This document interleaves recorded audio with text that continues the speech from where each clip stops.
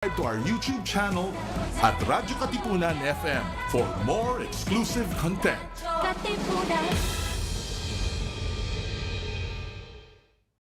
Calling on all young male professionals. Do you wish to live an extraordinary life? Are you tired of the routine and mundane and long for a dynamic, adventurous, and even dangerous life? Do you wish to make your life count and hope to make an impact long after you're gone? Do you wish to live a life of service to society, to country, and to dear Mother Earth? Then you are the one we are looking for. Consider the Society of Jesus. Join the Church's gallant army and turn your world upside down. Call the Jesuits Vocations Promotions Team 426-6101, local 3406. Once again, 426-6101, local 3406.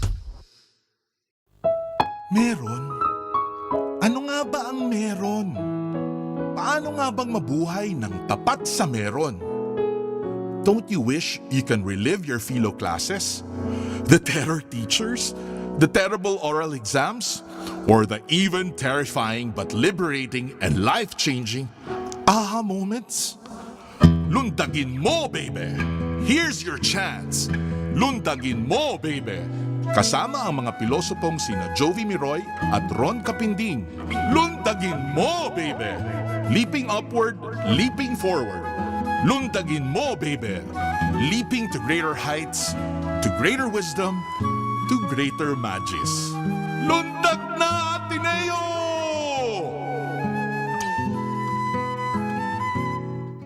Friends, Romans, countrymen, lend me your ear. Do you long for a good spiritual read? Or for literature that not only feeds the mind, but nourishes the soul as well? Do you want to be inspired, feel positive and hopeful about life? Then read The Windhover, the official magazine of the Jesuits in the Philippines.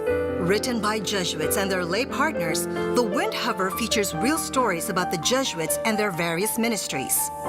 Be inspired. Be blessed. Subscribe to The Windhover.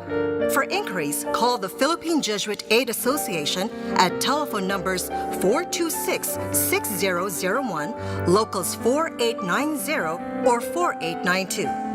Once again, Philippine Jesuit Aid Association, telephone numbers 426-6001, locals 4890 or 4892.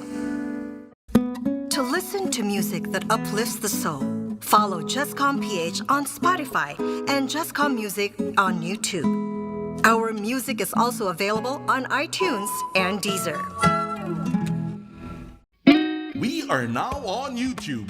Watch all of our live episodes plus exclusive content in our channel at radyo-katipunan FM. Don't forget to click subscribe and hit the bell to get the latest updates.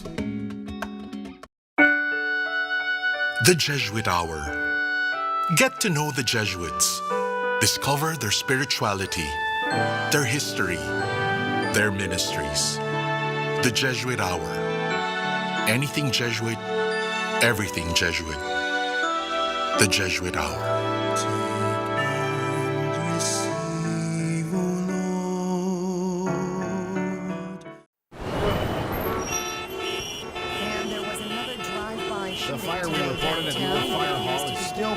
Do you sometimes feel confused or lost in the complications and complexities of life? Do you feel drained, listless, or exhausted from the daily burdens and responsibilities? Why not seek our campus ministers on air every Tuesday from 2 to 3 in the afternoon? Listen to our counselors from the Loyola School's Campus Ministry Office as they ground our lives in our faith, in our school's spiritual tradition. Campus Ministers on Air. Be guided, be inspired, be blessed. Listen to our Campus Ministers on Air. Rejoice, refresh, renew, and reflect. Join us for an hour of music that uplifts the soul. Listen to your favorite Jesuit music ministry artists. This is JMM Radio. JMM Radio. Get your day's dose of inspirational music. Tune in to JMM Radio every Wednesday from 1 to 2 p.m. Only here on radyo-katipunan 87.9 FM.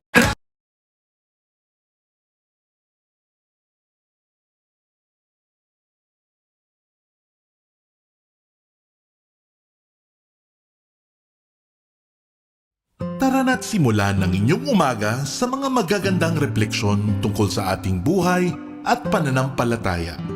Kasama sina Cardinal Luis Antonio Tagle ng Manila, Father J. Boy Gonzales at Father Nono Alfonso ng Kapisanan ni Jesus, Father Cali Llamado ng Manila Cathedral at Binibining Risa Singson Kaupeng ng Light of Jesus Community dito sa Kapit Pandasal sa Radyo Katipunan 87.9 FM. Tanong, may takot ka pa nga ba sa Diyos? Magandang araw po. Magkapit pandasal muna tayo. Ito po si Father Nono.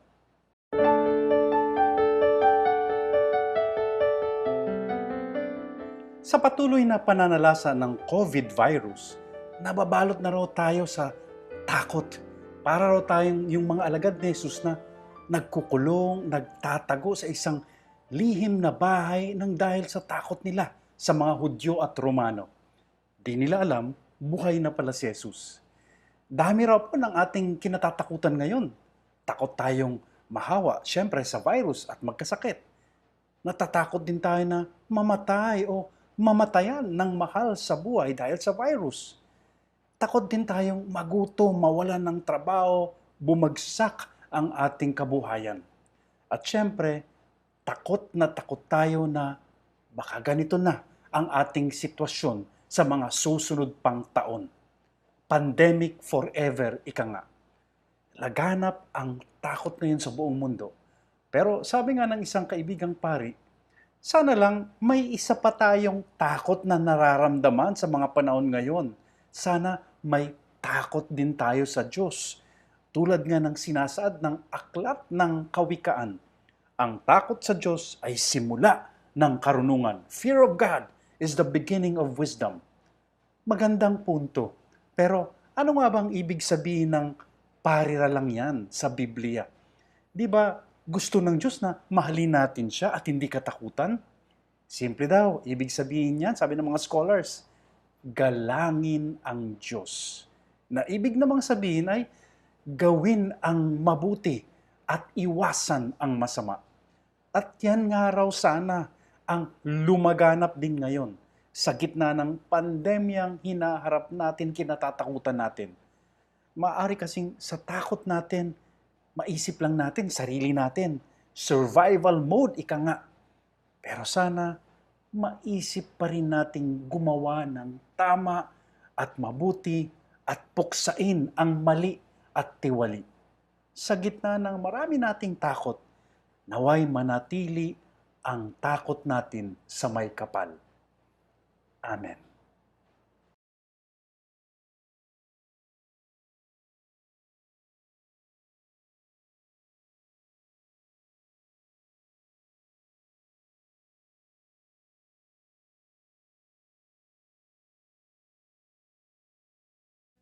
Mamangha sa lalim at ganda ng ating kultura at diwang makabayan sa mga salita at pahina. Sa tulong ng mga guro at manunulat ng panitikang Pilipino, halina't tuklasin ang yaman ng ating panitikan, ang pamana ng ating lahi. Kasama si Binibining Andrea Trinidad, Ginoong Alvin Yapan at Ginoong Gary De Viles ng Kagawaran ng Filipino ng Pamantasang Ateneo de Manila. Ito ang Sari-Sari.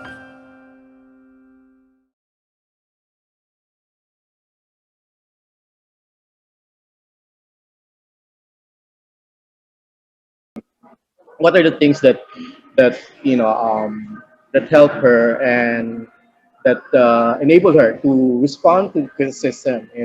Some criticisms are really misplaced, of course. They're too either too academic, to accept romance literature in general, or sometimes they're just, but there's some, I don't know, some what Mina was saying, that there's some criticism that need to be addressed, issues that tends to be offensive, and we know that we can actually do something about it in our, so we have to do it.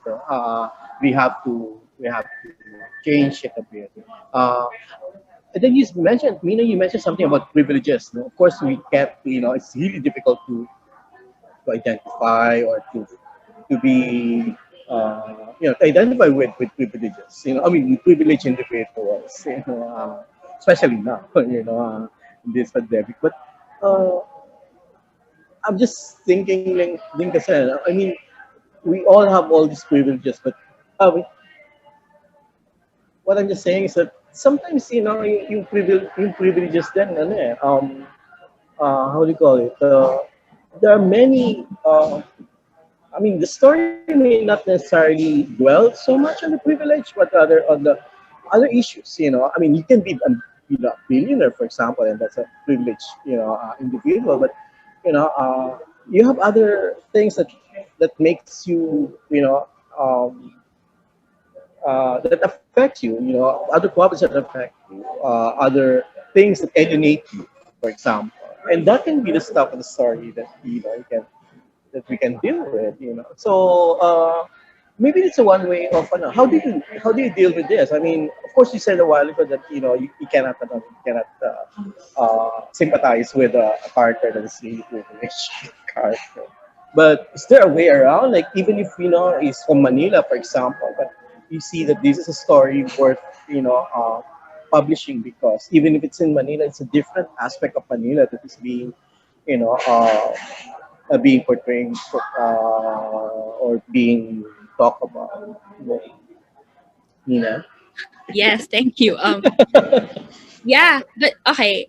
So I think that kind of question, and the reason why it was a critique that's often given to people writing chick lit or romance earlier was because there was only traditional publishing. So there was only and it wasn't very much online. It was a limited number of slots, a publisher deciding to go with something that sells versus something that, or quote unquote aspirational, versus something that might be about a marginalized group and feel important but might not sell. So they were making those decisions, and suddenly it became part of the way that we critique books, that did this book deserve uh, that spot, or that kind of distribution and that kind of support, or did this story deserve to be told when it's so similar to other stories already. But yun nga, because there was a publisher deciding these things, not people, and not individual creators. So you had, a lot of us had that in the beginning when I first formed the community and met all these writers. The class was online, so we had people joining who were not in Manila but felt that they had, and I didn't realize this, they felt that they had to set their story in Manila because that's all they ever read, and that's because that was all that was ever published. And I didn't have that rule. And I wouldn't have known until somebody asked. So it's really being able to say, "No, wait, no, it's not like that." And actually, we actually are able to encourage people to do that now, because it's not a publisher with limited slots. It's the internet. It's if a person did not, for example, feel like going the way that we do it, which is we write a book and then we publish it on Amazon, so someone has to buy it. Sometimes people join, they write a book, and then they put it on Wattpad, and it's free, and people get to read it, and it's instantly an audience. It's instantly read and consumed by people, but it doesn't really work. There's a lot of ways where we can change this whole aspect of privilege, but again, it's one of those things, because again, I got my break by being at the right place at the right time and the right demographic for these kinds of books. So uh in the beginning, of course, I felt na magaling naman na siguro ako magsulat kaya ako nabigyan ng break. But actually, no, I recognize it now that there was privilege attached to it. So we can fix that. We can fix that by not attaching that to people, to the opportunities that we give people. But those of us deciding that need to be aware that again, these are the blocks. For example, again, another thing that I didn't realize, we had 100 people join that first class. It's free. It was free. It was online. 100 people joined. And then people were saying, does it have to be male, female, romance? And I said, no, it doesn't have to be. I never said that it had to be, but they were assuming because that was all they ever saw in bookstores, or all they ever saw being released by publishers. So ang daming layers of that have to be broken down, but and then you actually learn about it only when someone asks. So we're actually in the worst position for this, and we have to be, but we have to take the position of being open to receiving the feedback and then doing something about it. Issues of gatekeeping yata talaga yan. Even in traditional publishing, it's always a criticism in publishing, who gets to decide what. Anyway, follow up lang, Mina. I'm curious again, in terms of demographics of those attending your class, for example, is it majority women? I mean, yung mga nagusulat ba ng ng romance? 8%. 8% guys. 98%. 98% babae. Probably. Pero yung nagsusulat ng lalaki. Meron a few. Okay. Very few. A handful. Yeah, less than a handful. But are they successful in it? In their hand at writing the genre, and in your estimation? Okay, I have actually never encountered, in the 8 years of doing the class, I have never had a cis straight man go through the class and finish, and then get to the point where all of us have to get through the point where there's sort of a critique. There's a critique stage. There's several stages, and you get critiqued at every stage, and then when you finish, you go through the process of having it edited, and then it's published on Amazon, and then of course the world gets to read it and review it, and it's another level of criticism all over again.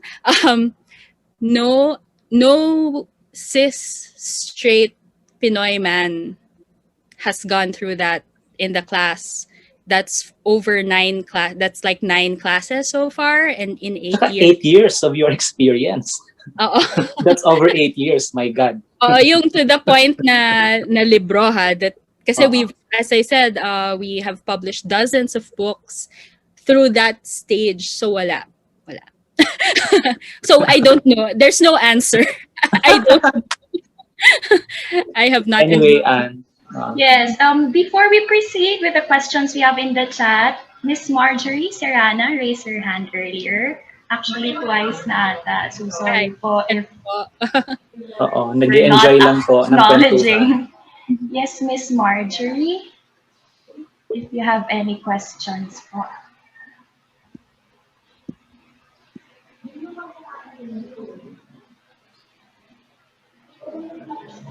And for the rest who are in the room, you can also feel free to unmute yourselves if you have any questions or type them out in our chat. Nandyan pa ba si Marjorie? Baka napindot lang po. Yeah, baka napindot pa. Sige. Okay. While waiting, siguro we can have these questions first.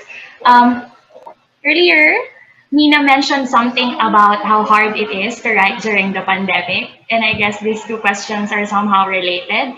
First, we have from Ms. Lailani Relano. Good afternoon po. As someone who is in a writing slump, I want to ask you po how to deal with writer's block. Thank you. Hi. What I do during a slump is I do one of two things, and then it depends on you what works for you. I read and watch wonderful things like the best kind of movies, the best kind of books, yung really inspiring, or the worst, the worst kind of books, the worst movies. And of course, worst is relative. So that's you deciding to read something that you would actually absolutely hate.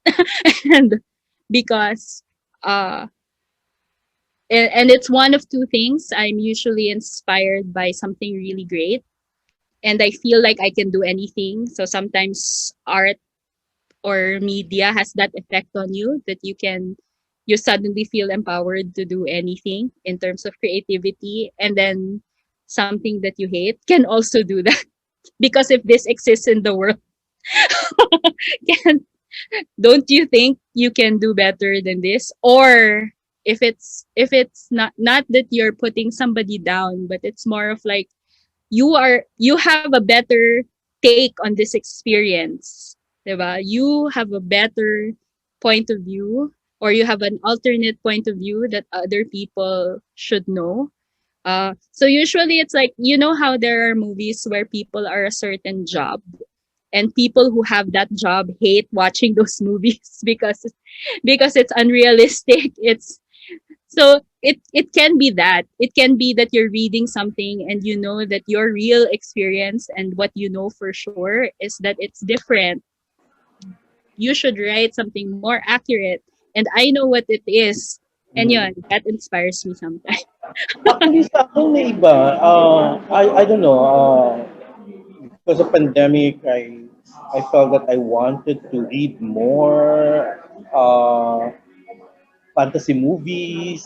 At binalikan ko lahat eh. You know, parang nag-crave ako ng sabi nga nila ng mga stories, sasabi nila ng ano na non-literary. Ayoko ng literary ngayon ng pandemic. Gusto kong sapa ako, parang gano'n. Wala lang, gusto ko magkawa ng emotional justice talaga sa lahat. Yes, kaya nga talaga na tumatak sa akin yung emotional justice. I mean, we're looking for something something positive these days. And something that we can believe on. Yeah, and yung catharsis, Yeah.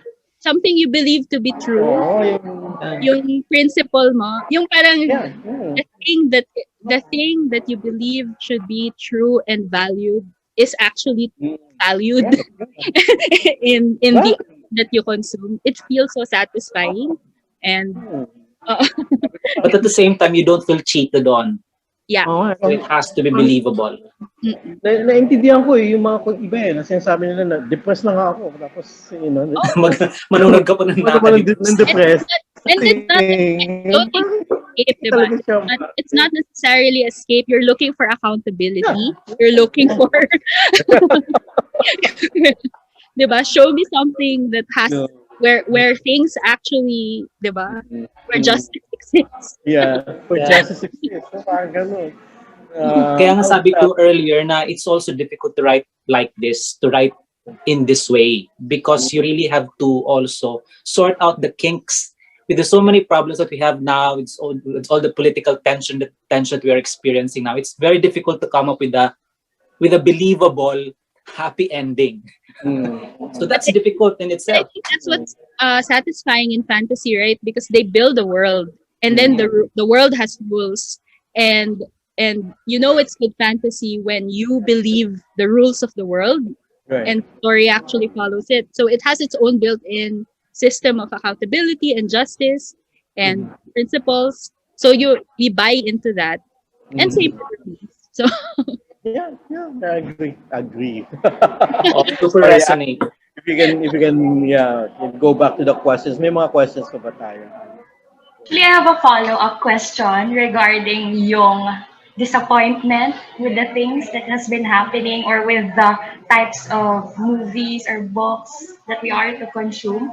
May ganun bang part, halimbawa, in your writing process or with your community that you got disappointed with this one thing that has been talked about by a lot of people? Tapos somehow you just decide amongst yourselves that we have to fix this, we have to position ourselves as someone who's capable of making an alternative? So parang may ganun ba? And what are those? Simple answer is yes. Okay, because we operate in an industry that's dominated by US publishing, because we write in English. So that's again another nuance. I see that some of the people have mentioned Wattpad. So for example, if you want to compete as a Filipino writer, writing in Filipino, you will come across the most popular Wattpad authors with millions of followers. That is a different discussion.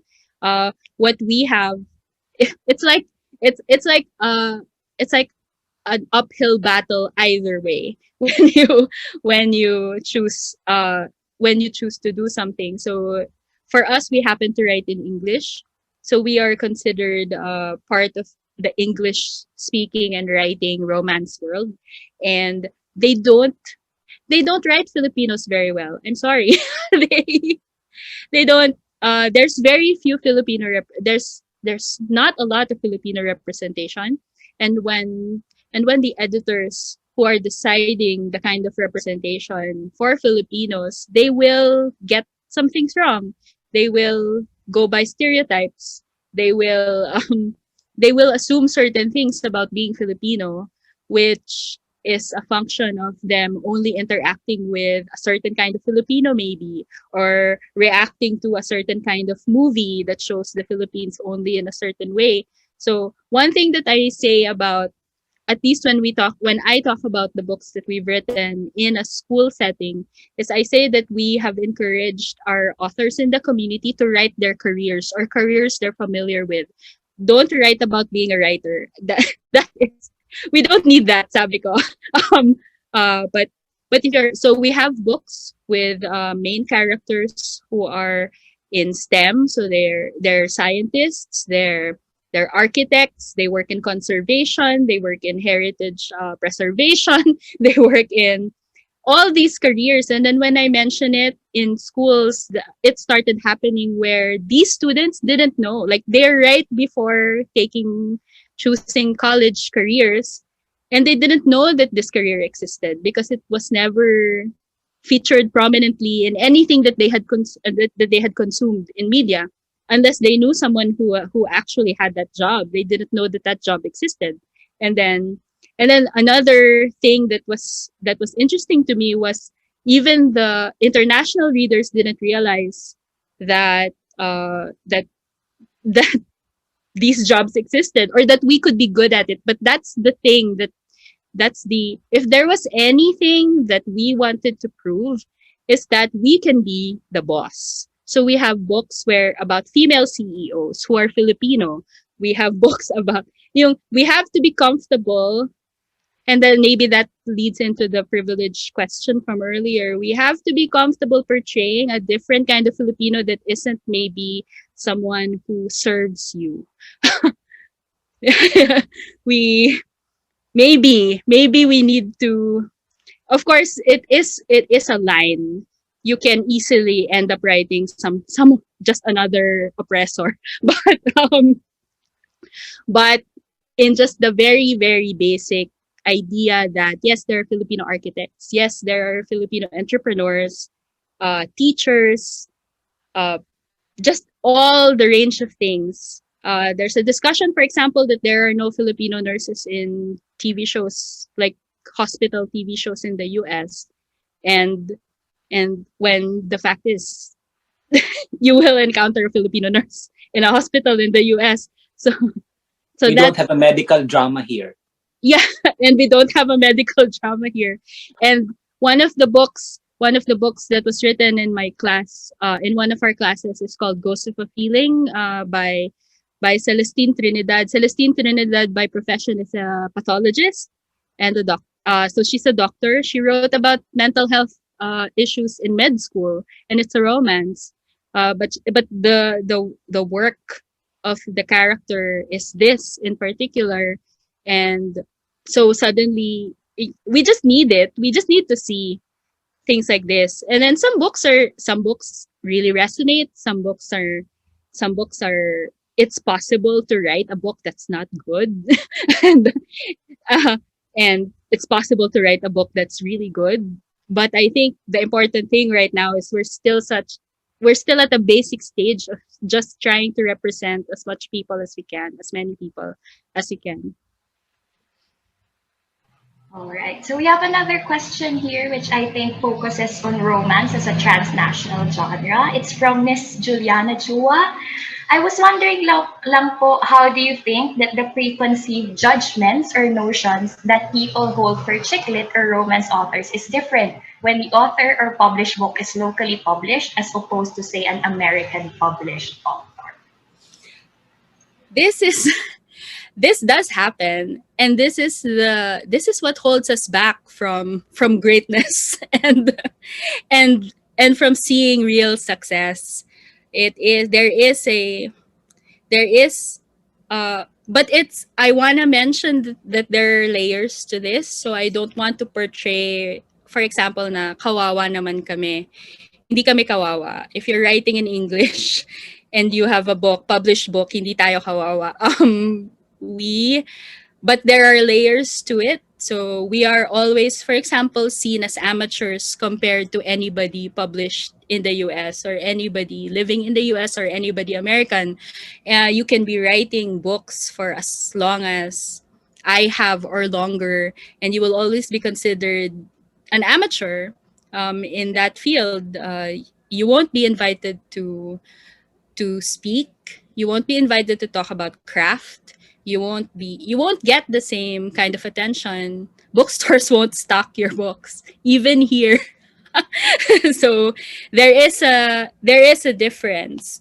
But when you write in English and you're here, you will get a level of respect that people who write in Tagalog don't.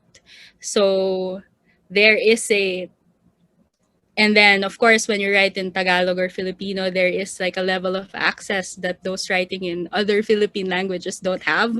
So it's that level of mess. I don't I don't think the question is, what do I think about it? I wish it were a more fair situation where you can actually just read something, and or you will actually see the same support for people either writing in the language they want to write in, or us as Filipinos writing in English, that someone would give to a foreign published work. It doesn't. We're trying. That's why we formed the community. So even if we don't get the recognition of I don't know who even. I don't even think of like a mass or broad audience anymore. I see it as communities and the audience that you actually want to reach. So that's the thing maybe that you have to think about now. Who is supposed to be reading this? Who is this for? And do they actually know you and respect you? So that's what I think. As a follow-up to that, Mina, is there a chicklet in translation? Since we're talking about different languages here.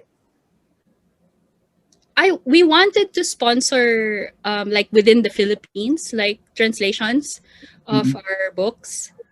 But what we learned is in the regions they read in English. So you don't need it anyway. They didn't want to translate it. But again, that's probably just the people we're in touch with. Who knows if there is a market and there is an audience that we just haven't reached. In other countries, it's possible if someone is actually able to sell foreign rights and do translations, there is a possible market for it. But we're not really, I mean, it's not a priority. It's when we gave it some thought, we asked here, like, first of all, Bisaya, they didn't want. They said, I will read it in English. And we said, okay. At least there's the possibility. It is. I did an experiment with one of my books on Wattpad. Na I allowed Wattpad readers of Fairy Tale Fail. I have that book complete on Wattpad, so people could read it for free. And I said, if you want to translate it into Taglish, you can just ask me. And then people chose chapters. So it's a mess, of course, because it's different. It was different authors each chapter. It's a it different was author. voluntary. It was an experiment. It was people choosing the chapter. It is the voice of different people per chapter and different styles of translation. But I guess it's possible. I think that is actually the most interesting one, translating it into Tagalog or Taglish. That might actually give it more life or an interesting life. So that's a possibility. But again, like it's not something I have the budget for, like to pay a translator. Plus, Filipino naman ako. Marunong naman ako mag-Tagalog. Bakit ako? but again, I respect that the people who write in Filipino and Tagalog are writing it on a different level than I am. So I should be asking somebody to translate if I ever go that way. I won't do it the right. I will do my work at the service if I translate it myself. Okay, so before we proceed to a couple of questions related again to writing and career, we have a very specific question about your work, Interim Goddess of Love. Oh, hello. Yes, it says here, hello po Miss Mina, your work, The Interim Goddess of Love Trilogy versus Philippine Mythology with Chiclet. Where did you get the inspiration for it, and are there any references you can recommend? Interested po kasi akong magsulat ng Philippine Mythology retelling. Yan, thank you po. Thank you. Okay, so Interim Goddess of Love was actually inspired by, at the time, that was 2012, so super sikat yung Twilight and all related to Twilight, like Twilight, but werewolves, Twilight, but mermaids, Twilight, but etc. And I thought I should write Twilight but Philippine gods, and that's what I did. So I spent time looking up resources online, and so that's the thing though, because I actually am familiar. It is based on a story of Makiling, like the Makiling myths and folk tales, and I actually was looking for some sort of story that would tell me if Maria Makiling was the goddess of love. And like just find, because there's so much love mythology connected to stories of Maria Makiling, and of course I didn't find it. I didn't find a story that actually categorically said that Maria Makiling was part of the pantheon as the goddess of love. And I actually used that lack of resource as the prompt for the story. So the story in particular is about the goddess of love being missing, and a girl named Hannah Makiling is asked to replace her. So my lack of information was the prompt for the book, and so many people, so many artists are inspired by Philippine mythology now. So all more so, I think, I don't even know if it was a recent thing or I'm just seeing the right people and the right social media feeds now. But so many people are writing and drawing and interpreting Philippine mythology in art. So even just looking at that, you can go on Twitter at #ArtPH and see so many artists inspired by local mythology, and then probably get your prompt from there, and then do your research based on what inspires you visually. Maybe that's my suggestion, because you can't just look up everything and then decide what the story will be. It's too much and also not enough. So I think find something to inspire you, give yourself a prompt, and then investigate based on what you're interested in. Okay, so we have a couple of questions about the writing process. From Miss Kelly Chen, good afternoon po. What would you say is the most difficult part of your artistic process in writing? It's not difficult for me, but when I started teaching, it was difficult for everyone else. I outline. I recommend an outline, and people hate that. And it's difficult, but it helps me. I don't think of I have stopped thinking of books and writing as coming to me in bursts of inspiration. It actually does, but I give it structure and I give it a schedule, and I have to know when. So even if something comes to me suddenly, I slip it into the outline where it's supposed to be, um, and and and I try to maintain it. It's difficult. It's difficult because a lot of writers don't work that way. It seems like a very work oriented way to write, but it can just be a bullet point list. It can be a journal where you put your ideas, but you have to document and then sort of have a sequence to things, so you know where you're going, and most of all, so you know where when it's the end. Because if you don't predetermine the end in an outline, it might go on forever. So this one, I think it's somehow related. Good afternoon po. There's a misconception about how writing books and novels is a hard career path. How did you overcome this when you just started writing? It's from Sir James. Ikaw po. Hello. Uh, I still have a job, so that's.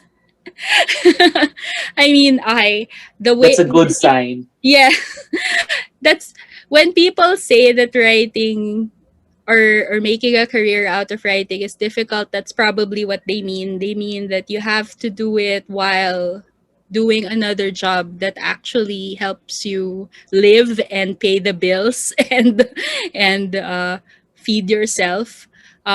I don't particularly, again, that is I'm trying to find a way to to make that easier, not just for me but for other people. And that's why, so I overcame that. I don't think I really overcame that. I just, what I did was I decided that I would be doing a job uh Monday to Friday, and then finding time to write either after work or on weekends. And I did that for a long time. I'm doing that again right now. I have something called a sprint, where I at 3 p.m., 3 to 4 p.m. I write. So I have a schedule. I decide, and then I don't write after 4 p.m. I stop. Like, I stop, and it's least stressful for me because I don't have to sit there thinking of what to write, looking at a blank document. Basta when it's 4 o'clock, I'm done. Like, whether I wrote a lot or not, tapos na, move on to the next one. And then just keep going and going, find a way that works for you. But what I'm trying to do is find ways to make this more like a livable career for us. And that's why I took a job. I call it a job, but it's actually like, it's almost like an advocacy. Like, these people wrote a book that, if made into a movie, or if made into like a radio drama, or if made into a comic book, will earn them money again and again. So someone should be doing that. Someone should be finding these opportunities for the people who actually finished writing a book. And these are such missed opportunities that could be helping our writers. And it's hard because, again, diba, we always say, we're always told that una, we won't earn from it if this is something we choose to do, and pangalawa, if we actually publish something and release it, it will be exploited in some way. So expect expect to never earn from it, even if you're done writing it. We're trying to change that. We're trying to change that. Is all I can say for now. As a follow-up to that, Mina, I saw in your website that you said that you document your experiments in publishing. Maybe you can elaborate on that. What do you mean by experiments in publishing? I mean, you've already mentioned a few earlier, but maybe you have some other experiments that you're doing right now in terms of publishing, expanding the reach, increasing the reach of your audience. I can mention one such experiment. If you've been following my blog, I've been blogging since I started writing. So it's been around since 2009. And of course, it's hard to just look at all the posts of more than 10 years worth of posts, but I can share one such experiment. I tried writing American characters because you will make more money. I mean, it's connected to what we were talking about. It is a huge marketplace. It is something we can write and we can do from here. But the market doesn't necessarily want stories about us. It is possible to be a full-time writer, writing romance and writing exclusively American characters, and you will probably earn more money, and you will be able to treat this as a full-time career. It's possible. I tried that, and I tried that with, I think, 5 books. I wrote 5 books set in the US with American characters, and then actually did see a good earnings from that, but decided to end the experiment because it was one of those things that I was thinking about what am I doing? What am I? What's this? But I've given, like, if you've seen me speak, I've given talks where I said that this is how you can earn, and I heard the gasp in the room in the university where I where I said that. I was revealing a truth that it's still true to this day, but it's not something people want to hear, maybe, especially if you're trying to write. We're trying to change that, but it still is, I mean, the question of how you can earn from writing, and you're just writing books. You're just writing popular books. You're not writing like the next big Filipino novel.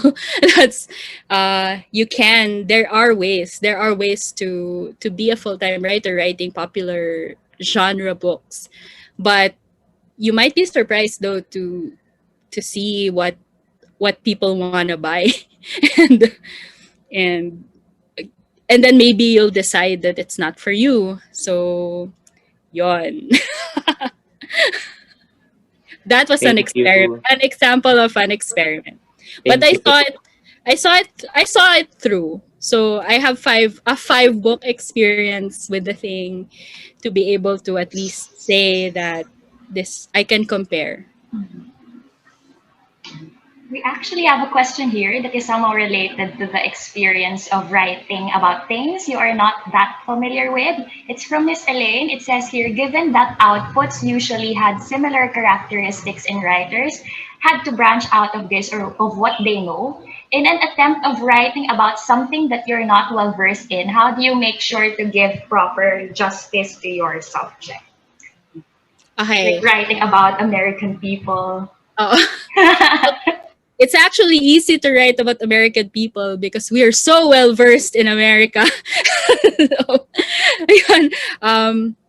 Yeah. But I still did my research. I still tried to base everything on fact, on existing things. I read a lot. I used Google Maps and Street View as much as I could. I read blogs and vlogs of people who were living the experience that I was trying to write. I tried to do that, but actually, so one of the things I learned is people aren't picky about that. It's like there is for example, the American experience. There is like an accepted American experience that is a shorthand that a lot of readers actually already accept without question. So if you just write in that lane, you won't actually get questioned. If you say publish with a pen name that sounds American, you will never get questioned. Yon. So there's that. Then there is the more sensitive thing of writing of writing, for example, an experience like a marginalization or a job. So it gets more and more, like the research and the sensitivity gets more and more parang higher. You have to crank it up because um, if it's the more serious type, because I wrote books about hockey players, about the Filipino hockey team and the Philippine ice skating team. And that's an example of not my experience. So I did research, I talked to people. But see, ultimately, if I misrepresent something, I don't really hurt anybody in in that particular thing because that's what I chose to do. But it's not exactly, there is a possibility that you can misrepresent something in your book and hurt somebody. So that's a different thing, and that's a different thing. If I decided to write romance with somebody in the Filipino department of and then and then and then I make certain claims that are hurtful, then it was my responsibility to have checked. But also, was it my story to tell? So, that's the question that I ask myself. But I usually write romance that's feel good with emotional justice. I normally don't interact with this kind of question. It's usually mainly like, um, one thing I guess is my most recent book involved someone who's taking his MBA and a former professor of so I had to do that. I had to make it so that she was no longer teaching. and and but I went through the process of looking at the guidebook of the graduate school's guidebook to see if there were rules against romance in that situation.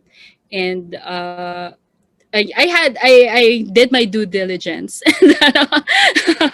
and fixed it so that even if technically it was fine, there was no actual inappropriateness or yan. So there's that. But you can decide. I'm not usually in a position to write something that is not my lane and might hurt somebody. So usually it's more of, talking to people, talking about their jobs, reading about somebody. That the justice here is not actually the same as with other genres, I think. We have a follow-up question from Ms. Zarina. If you're writing about something, for example, the background of where the story is going to take in, and you couldn't find a lot of accessible research or information sources about it, how should you research about it and to what extent? Or is it acceptable to create your own ideas? This depends, but if we're talking about romance and chick-lit, we encourage kasi people to write what about their places.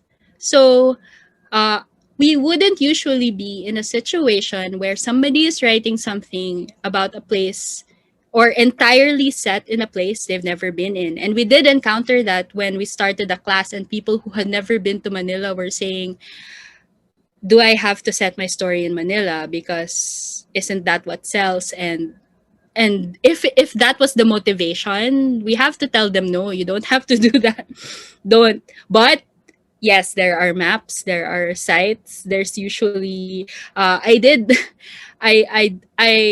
a scene that was inspired by a hotel that I actually had not been inside. But when I went to the hotel's website, they had a virtual tour of the hotel. So I saw, and it was 360. So I actually saw the tiles, I saw the ceiling. I could really, and then if this is not something that's accessible to you, I would actually change my setting to be a place that I had access to. And yes, I've also just in romance and chick-lit have just created something completely out of nowhere. But I have to base it on something real. But this might be me. There are writers who don't think about creating things out of nothing. I mean, they don't worry about it, but I do. For example, I wrote about ice skating and hockey, but my problem with it for a long time is there's one establishment that offers ice skating and hockey. The entire sport owes its existence in this country to one person.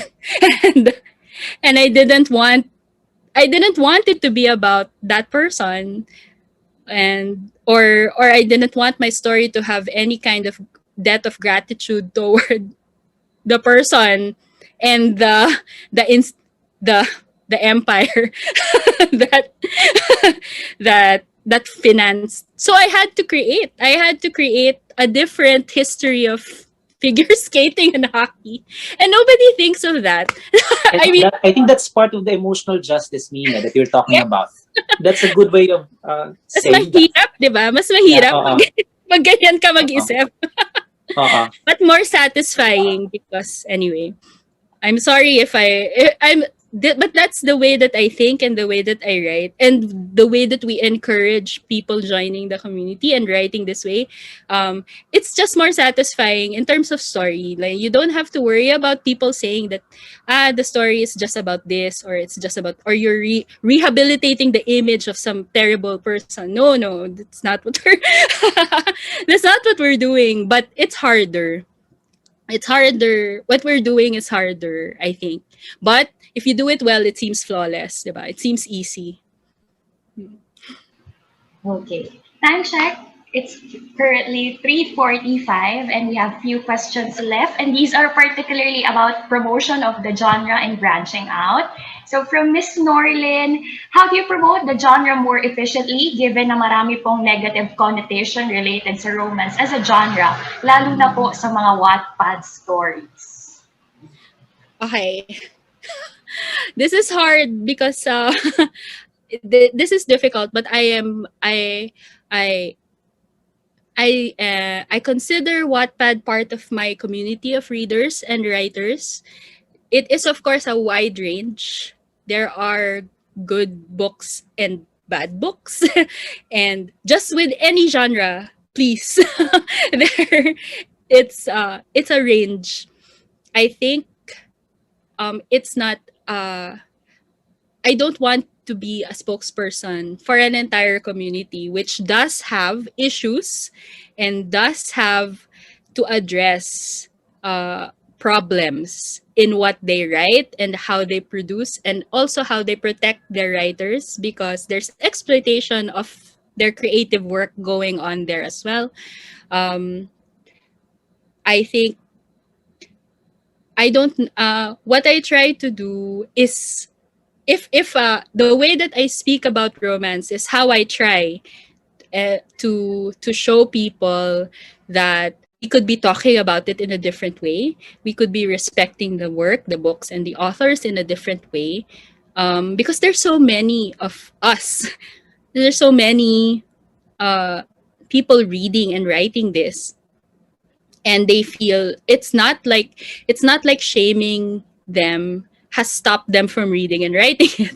They still are, but now they're hiding it from you, whoever you are. They're hiding it from the classroom. They're hiding it. I've encountered that because I actually met some of the most popular Wattpad writers online, like super popular, millions of followers. When they post a new chapter, it trends on Twitter, like the season finale of a show, and they're walking in their schools in secret because they won't be respected. They can't attend creative writing classes because they will not be recognized or considered equal.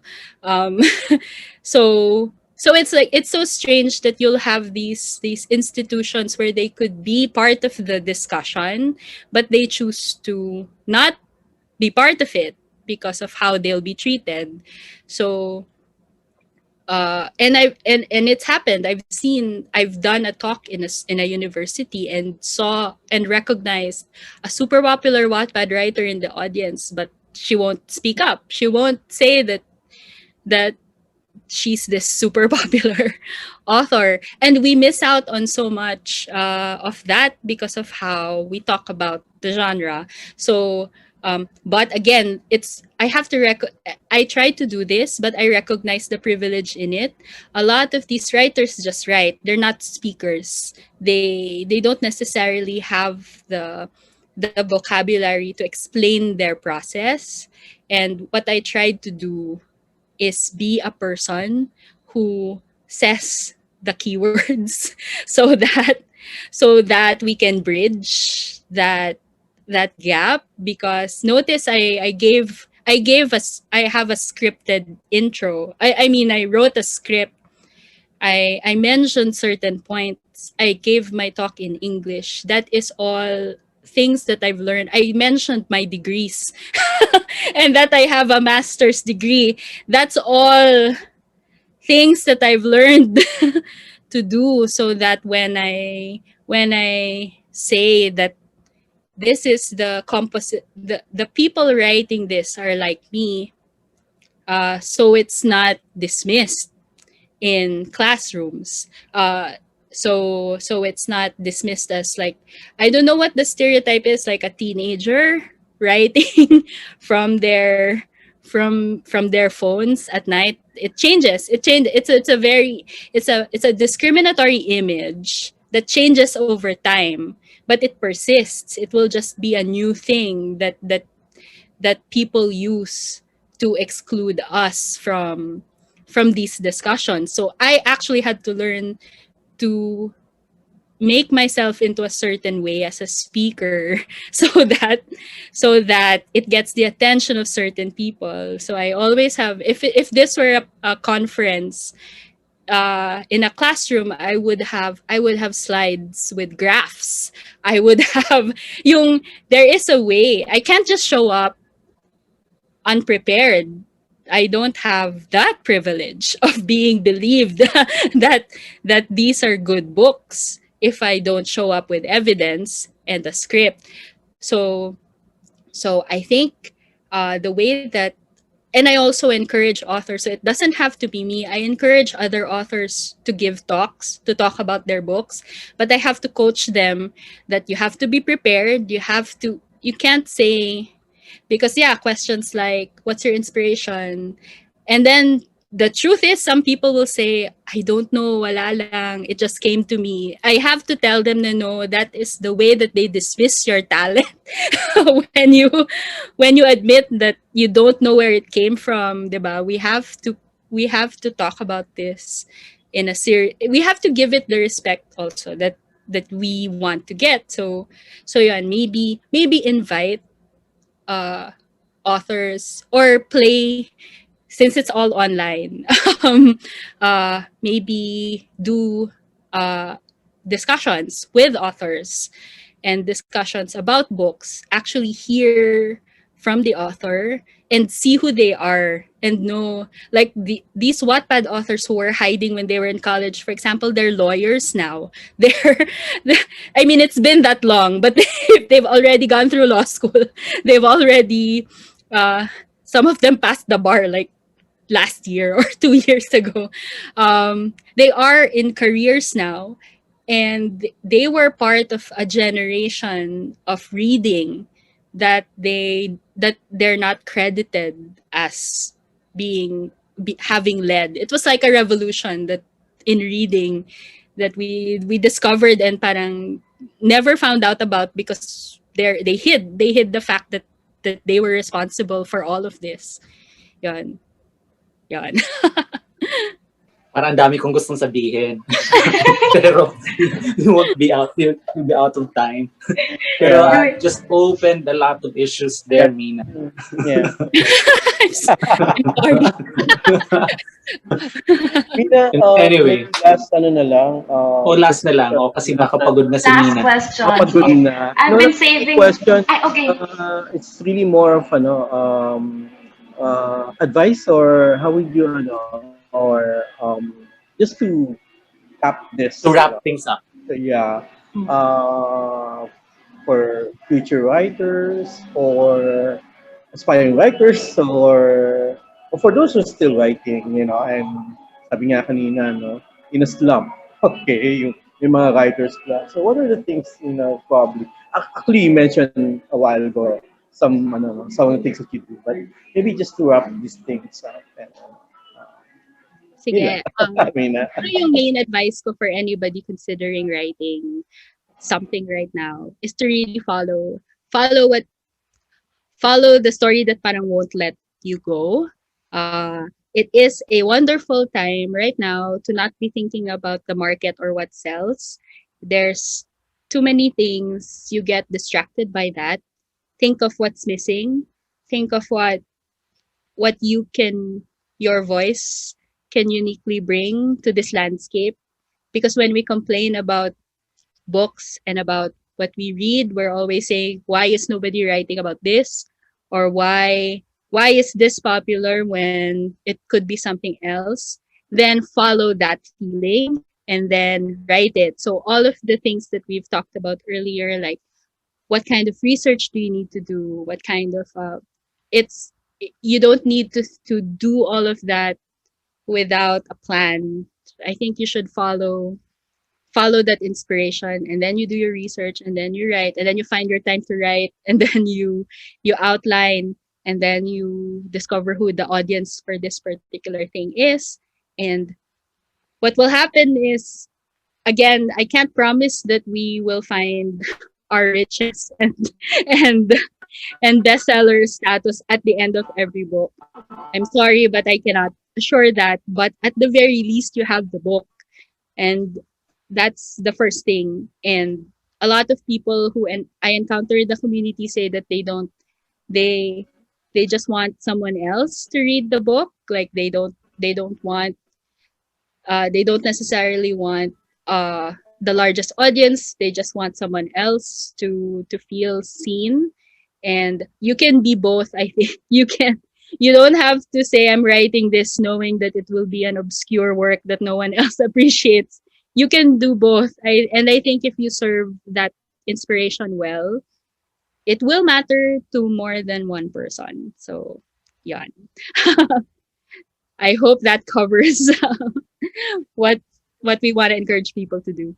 I'm sorry for those who we weren't able to read their questions. Those who wrote their questions in our chat box, because we don't have time anymore. We have to wrap this up. It's been 2 hours, and thank you very much, Mina, for accommodating our invitation. Thank you very much. I love the emotional justice and how it's a good way of entering into the genre if you really want to be serious about the genre. Anyway, so since Gary's not here, I'm going to read the script for Gary. Once again, thank you everyone for joining us this afternoon. Thank you to our guest lecturer, Ms. Mina B. Esguerra. For those who are unable to join us, this lecture will also be aired to public through our Wednesday Sari-Sari program on Radio-Katipunan 87.9. For future projects like this afternoon's lecture, you may get updates from our Sari-Sari Panitikan at Kulturang Filipino FB page. Joining us next time in this online lecture series is Professor Glenda Oris of the Department of Filipino at Ateneo de Manila for a lecture on reading and teaching Dead Stars by Paz Marquez Benitez. And before we go back, Amina, you want to promote something? Your website, your community, your works, and this is the time, your books. Thank you. Really encourage our guests to do so. We want to promote. Yeah, thank you so much. My website is minavsguerra.com. So just go there and you'll see the latest of everything that I've been doing. My community's website is romanceclassbooks.com. So all of the books are listed there. You can buy them either digitally or you can order print. And just check it out, browse, and see if there's something you're interested in. Thank you so much. Thank you, Mina. Okay, thank you so much, Mina. Mina. This is not the last time we're going to invite you over to deliver a lecture on the topic. So thank you very much. Thank you. Everyone is also invited to join our group of Filipino and literature teachers called Sari-Sari. You may send emails of intent to sarisaribooks19@gmail.com. Please don't forget to attach your ID so that we can include you in our database and send you updates from time to time. Thank you, everyone. Thank you, Miss Mina, and I am wishing everyone a pleasant afternoon. Thank you po. Salamat. Thank you na to our marami. attendees.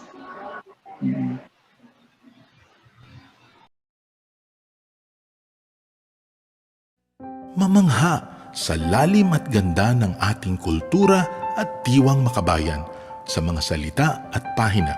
Sa tulong ng mga guro at manunulat ng panitikang Pilipino, halina't tuklasin ang yaman ng ating panitikan, ang pamana ng ating lahi.